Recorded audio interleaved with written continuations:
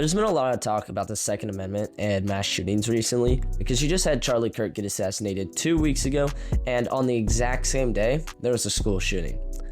And a lot of people seem to think that we can get mass shooting deaths to a zero if we just ban all guns.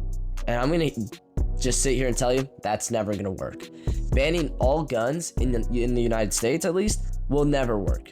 There are more guns than people in the United States, and the gun culture in America is so engraved, so deep, that you will never remove that. That's like saying, let's remove beer from the Germans, let's remove vodka from the Russians. It's never gonna happen.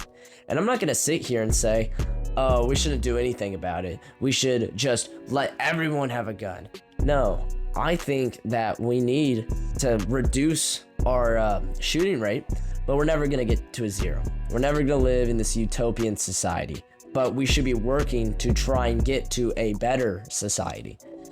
And what I think we should start doing is looking at mental health and putting more restrictions on like ARs and heavy weaponry, because I know there's tons and tons of loopholes to get these guns, and we need to start cracking down on that.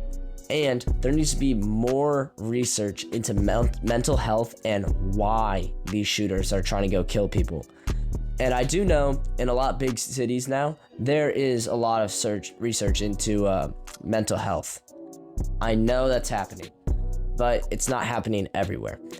A lot of more rural and conservative places try to not dehumanize, but just reduce the thought of mental health because it's some sissy liberal tactic. It's gonna make you woke if you talk about your feelings, but that's just not true.